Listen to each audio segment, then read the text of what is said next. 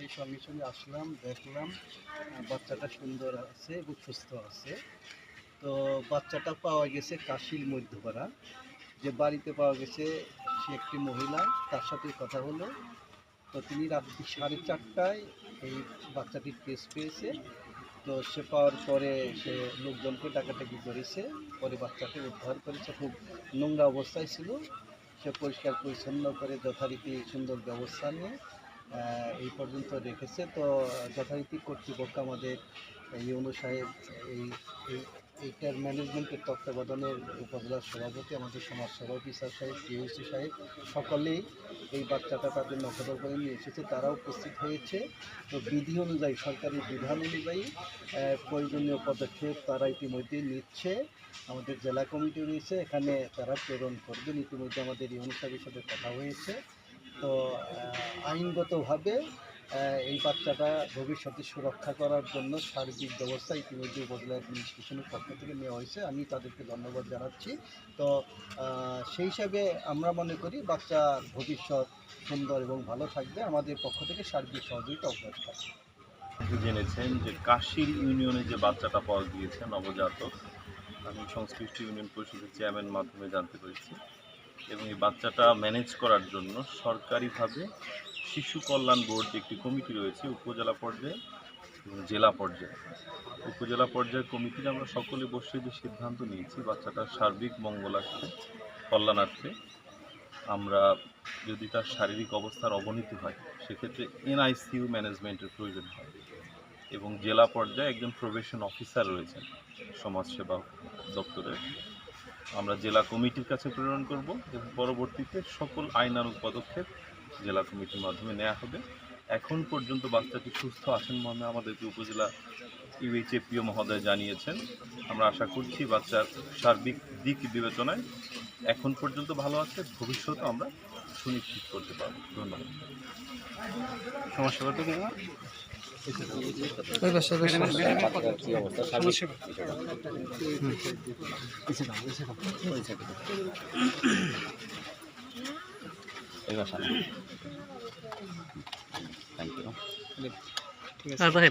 আচ্ছা, এই যে বাচ্চাটি তো আমরা বাচ্চাকে আমরা দেখেছি, আমাদের যতটুকু প্রাথমিক চিকিৎসা দেওয়া দরকার আমরা সেভাবেও দিয়েছি এবং বাচ্চার যেটা ফিডিং, যেটা যে খাওয়াটা, ওটাও আমরা এনশিওর করেছি।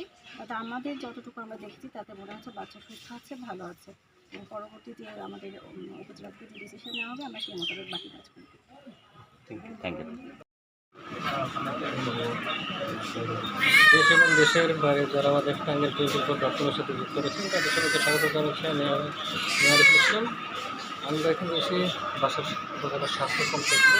আমার হাজবেন্ড হলো বাইরে, আমার বড় ছেলে হলো বাইরে, আমার একটা ছোট ছেলে নিয়ে আমি বাড়িতে থাকি। এর মধ্যে আমি বড় ছোট ছেলে বিয়ে করেছি, বড় ছেলে বউ ওইখানে থাকে আর আমি এইখানে থাকি। আজকে 3 দিন ধরে আমার একটা বাগনি আনছি, বোনের মেয়ে, করে নিয়ে আমি থাকি। থাকার পরে মনে করেন যে আমি রাত 3টার দিকে আমার প্রসাবের ব্যাগ হয়েছে, তখন আমি রাইট নিয়ে বাইরে বেরোছি। বেরোলে কথা আমি ওই কলের বাড়ি গেছি, যাওয়ার পর আমি দেখতেছি যে রক্ত না দেখে আমি ভয় পেয়েছি। ভয় পাই ওইখানে থেকে আমি দৌড় দিয়ে আসতে এখানে খাড়ে যাই। এখানে দাঁড়িয়ে নিয়ে তো আমি চিন্তা করতেছি কে উনি রক্তকে মানে কী হয়েছে, একটা কুকুর মারছে নাকি একটা ইঁদুর মারছে, যে ওই রকম রক্ত। মানে আমি কাউকে মানুষ নয় কারে ডাক দিব, পরে চিন্তা ভাবনা করে তো এখানে দাঁড়িয়ে রয়েছি। গত কিন্তু আমার শরীরে খুব কাঁপাল, কাঁপার পরে কতক্ষণ পরে ওই বাচ্চারা, তখন আমি মনে দেখি নাই, কতক্ষণ পরে ওই বাচ্চারা মা বলে ডাক দিয়ে চিকি দিচ্ছি। চিকি দেওয়ার সাথে আমি আরও ভয় পেয়েছি। ভয় পাওয়ার সাথে সাথে আমি দৌড় দিয়ে ঘরে গেছি। ঘরে যাই ওই বাঘনির আমি মানে পাশে ধরছি, পাশে ধরার সাথে ওই বাঘনি তো ঘুমাই সেরেছে। তখন ওরা আমি এইভাবে ডাক দিলে বাঘনি আমার সুতন পাইছে। সুতন পাওয়ার পর আমার থাপড়াতে ধরে করতে, খালা তুমি এইরকম করো কেন, কী হয়েছে, তুমি না বাইরে গেলে ভয় পাইছ? তো আমি এইরকম করছি না, কারণ কি আরে ওই যে আকবর ভাই বলছিল যে বাড়ি নাকি ভালো না, ভূত আছে। তো ওইটা ভাঙা আমার পিছু ধরছে। তো ধরার সাথে সাথে তাহলে আমি ওইটা আমার মারবো না, আমি দৌড়ে ঘরে ঢুকছি। তো এটা নিয়ে ই করছি। পরে বাথরুমে গেছিলো, টয়লেটে গেছিলো, ওইখানে টয়লেটের সামনে অনেকগুলো রক্ত দেখার কারণে ভয় পেয়েছে, রুমে চলে আসে। এবং এই যে আতঙ্ক হয়ে আমার একটা বোন আছে, খালাতো বোন, ওনারা বলে কোনো ভয় পাই। আর আমার চাচা আছে, সে তারে ফোন দেয়, সে আবার ফোন দিয়ে সে বললো ভয় পাওয়ার কিছু নাই, আমি আসতেছি। ওই পাশে বাড়ি সে আসলো, আসার পরে তখন আবার আম্মা আমার রুমে যে ডাক দেয়, আমি রুমে করে শুই, রুমে যে ডাক দেয় আমি রুমে থেকে বের হয়ে আসি এখানে। প্রথমে কাকার আগে আমি আসি, দাঁড়াইছি, মা বলতেছে কি, আমি বলছি কি হয়েছে, আমার কিছু বলতেছে না, ভয়ে এমন কথা বলতে পারতেছে না, খাল চুপ করে থাকো একটু শুনো। ওখানে দাঁড়াইছি, দেখি যে বাচ্চা কান্না করতেছে, তখন আমি ভয় পেয়ে গেলাম। ওখানে কাকা আসলো, তখন আনুমানিক বাজে রাত 4টা, এরকম 4:20 বাজে, 4:20। ঘর থেকে লাইট নিয়ে আর লাঠি নিয়ে আমি একটু ওই দিয়ে গেলাম, ওই কিছুই পাইলাম না, কোনো কিছু না, খালি রক্ত ছাড়া কিচ্ছু নয়। ওখানে আয়সা বাবা নিসা বল, তখন বাচ্চা কান্না করেছে, ওইটা পরে তখন দেখি যে আবার যাই ওখানে লাইট ধরি, তখন দেখি যে বাচ্চা ওখানে গড়াগড়ি খাচ্ছে, কান্না করতেছে। তখন আমার আম্মা যে হলো মা ওই কান্না করা করছি। তো আমি হেসে আমার ওই বাঘ নিয়ে খালা ওইরকম শব্দ করে কি কাম করে হারি ওটা যে আমার পিছু ধরছে। তো নানান চিন্তা ভাবনা করে ওই পাশে আমার বাসুর আছে, তো হে আর্মির চাকরি করতো, তার নাম হলো জিয়ারত খান। হ্যাঁ আমি টেলিফোন করছি, এইবার কেন ওই করে আমি টেলিফোন করছি ভয়ে। তো হে আইসি তার ওই নিয়ে আইসি আয়া কয়ে যে আমার বড় ছেলে নাম আমার সাব্বির, ওই সাব্বিরের আম্মা বলে, সাব্বির আম্মা তুমি ভয় পেয়েছ কী হয়েছে? তো আমি কইছি ভাই আমি কই হারি না, আমার জানি কিনা ভয় করতেছে, আমার জানি কিছু লাগছে। তো একে খালি এখানে বাস পাইয়া আমি বেড়ে বেরিয়েছি, বেড়ানোর সাথে সাথেই আমার এই প্রশ্ন করলো, হাতে করে আমি বললাম যে ভাই এরকম তুমি কি এর ভূত দেখ, তোমার এনে তো কিছুই নাই। ওর আবারও শিখে দিচ্ছে, ওই মা শব্দ বলেই কান্না করে ওনার বাইরে কি ভাই শুনছেন? শুনলাম তো, এবার শব্দ করে কেন সাথে খাই গিয়ে পরে গেছি, দুজনের 2 হাতে লাইট গেছি, গেলে রক্তটা দেখছি। কারণ আমার ভাই বলতেছে যে সাবির আম্মা তুমি তো এই রক্ত দেখে বলতে শব্দ না পেলেন, তাহলে এই শব্দটা কোন ঠিক আইলো? আমার কইতেছে যে তাহলে ওই দিক দিয়ে লগাইছে দেখি, মানে আমার টয়লেটের পিছনে ওই দিক দিয়ে ওই সিটে গেছি, 2 লাইট ধরে গেছি, পরে লাইট ধরার মাঝখানে ওই বাচ্চারা লাইটের মুখে বোঝাইছে। করার পরে আমার বাসরে বলতেছে সাবির আম্মা এটা মানুষের বাচ্চা গো, এটা মানুষের বাচ্চা, তুমি তোমার মা কয়ে ডাকছে, তুমি তুলে খুলে নো। তখন আমি কী দিয়ে খুলে নেবো? তখন আমার গায়ের কাপড় ছিল, ওটা দিয়ে ওরা আমি হাফ প্যান্ট দেওয়ার পরে নিয়ে এখানে বসছি। বসার পর ওর চোখে পিঁপড়ে, নাকে পিঁপড়ে, ওর কানে পিঁপড়ে, ওর মুখে পিঁপড়ে, সবখানে ওর পিঁপড়ে, এত বড় বড় পিঁপড়ে কামড়াইতেছে। তখন আমার ওই বাগনিটা বলছি যে দিয়ে তুমি একটু পানি গরম করো। ক্যামেরা কিনতে আমার পুরসাবের ব্যাগ হচ্ছে, পুরসাবের ব্যাগ হচ্ছে, আমি হাতে নিয়ে বেরিয়েছি। বেরোর বলে আমার একটা বাগনি আনছি, আমি আবার কিনে আনছি, তো শুয়ে রয়েছে, আমি এলো কোথাও যাবো আমি দিয়ে দিচ্ছি। বেরোনোর সাথে সাথে আমি লাইট দিচ্ছি, এই যে আমি দাঁড়াচ্ছি এখান থেকে আমি লাইট দিচ্ছি, সাত ফুটের ভয় একটা আমি লাইট দিচ্ছি। তো লাইট দিচ্ছি রক্ত দিয়ে আমার মানে আমার মাথা চিড়ি দেবে ভয়ে আমি জোর দিয়ে আমার ওই যে ঘরের পয়সার মধ্যে দাঁড়াইছি। দাঁড়াই তখন তার আশেপাশে মানুষ নাই, না ওই রকমই দেখছি। লাইটে তখন আরো বেশি দেখছে অন্ধকারের মধ্যে চিড়ি দেচ্ছে লাইটের মধ্যে।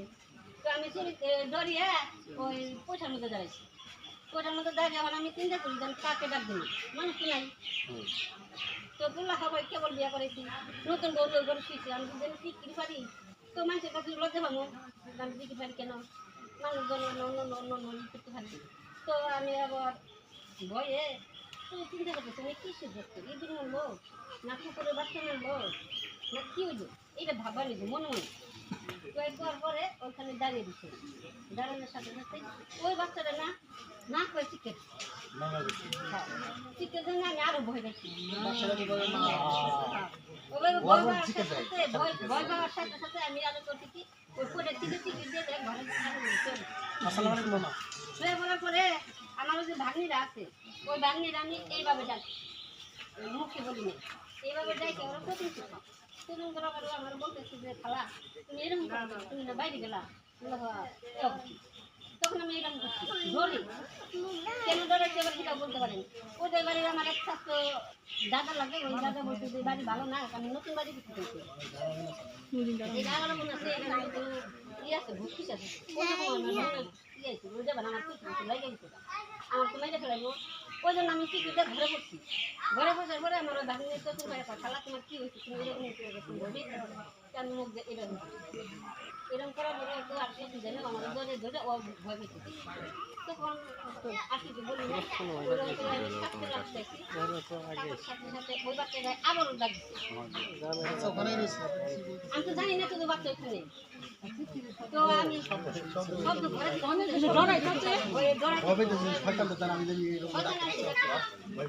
ওই বাচ্চাটা আবার না অনেকটা মাত্র এত পরে সবার বলে তখন আমি কিছু করে দিই তো হয়তো আমার ঘরে ধরে যায় এইরকম করে আমার রাখছে রাখার পরে তখন আমি মোবাইল দ্বারা আমার স্মরণ আছে যে মোবাইল দেখাতে আমার ওই বাটন মোবাইল আছে ওই বাটন মোবাইলটা ওই বাসে আমার বাসুর আছে জেরক্স নাম নাম আমি চাকরি করতে আগে সে আমার যখন করে রাখে আন্দোলনকে যখন ঠিক করে তো আমি ফোন দিচ্ছি ভাই আমি যে একটা জিনিস দেখে ভয় পাইছি আমি আনছি ওখানে বসি ফোনে ফোনটা রেখে তার বই তুই আমার কাছে তখন আমি যখন আমার না ডাক তখন আমি ঘরে থেকে বাইরে পাবোই না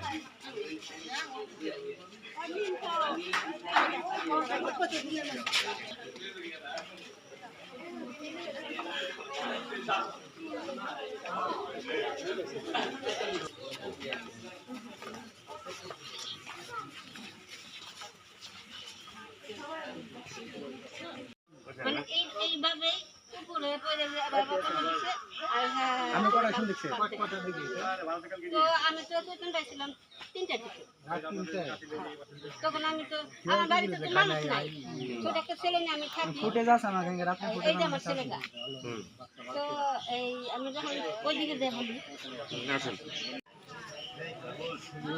তারপরে মনে করেন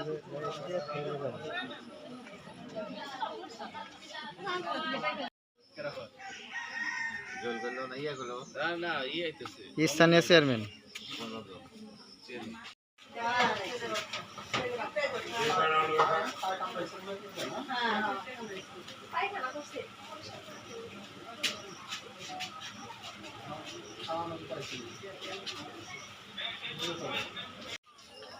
বক্তব্যটি শেষ করি এটা তো নিচ্ছে বক্তব্য শেষ করি সব মেম্বার অলরেডি নিচ্ছে লাগবে